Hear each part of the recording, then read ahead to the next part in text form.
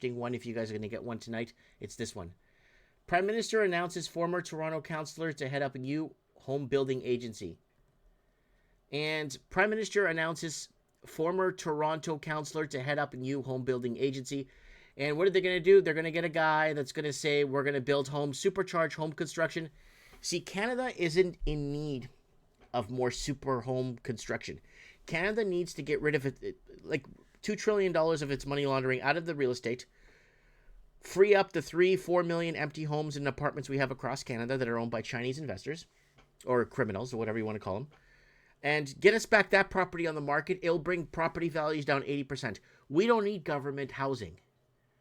You see what they're doing to the Canadians? They're creating more housing. Now, when did this happen? We covered this. Remember we covered this, folks? So we got a new housing minister that's going to build more homes for us. No, we don't need government homes, right? So here's the deal. We cover this. Justin Trudeau and Guelph to launch $4 billion housing plan, 100,000 new homes. New Zealand KiwiBuild idea. That was 2 years, 8 months ago. We covered this. Now, hold on. Oh, my opinion. Look what I said here in the video. This is a lie. New Zealand tried the same thing. Same numbers, no results. Prime Minister Justin Trudeau stopped in Guelph on Friday to announce $4 billion. Now, watch our video 7 years ago.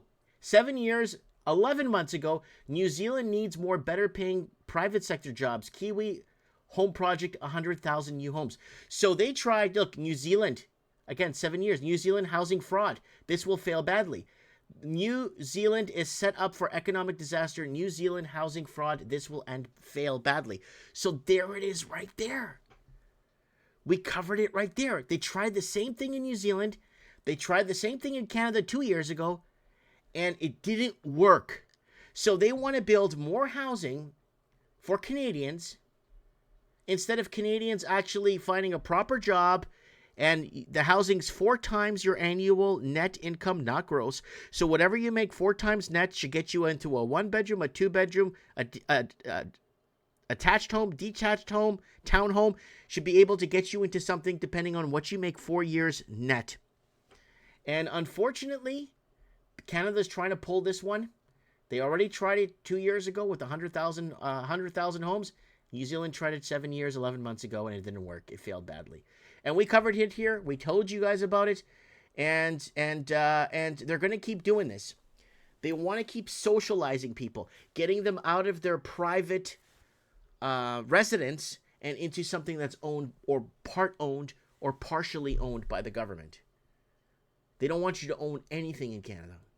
And they want to tax you to death and price you out of everything. So this 100,000 home thing, now, free up the 1.7 because we were already covering for you guys. Let me see if I can find it here for you guys. Vacant homes. Like this is just some of the stuff we covered for you guys here. Here it is. Right here. 25,000 vacant homes in Vancouver. That was 8 years, 8 months ago.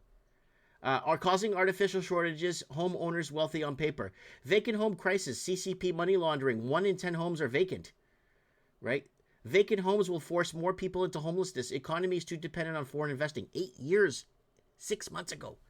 Vacant homes are destroying affordability. Taxing vacant homes won't protect middle-class citizens. So, here it is. So this is the 5 year ago. We did 1.34 million empty homes across Canada. That's CPP money laundering, hard at work in Chinese gangs. So we covered all this.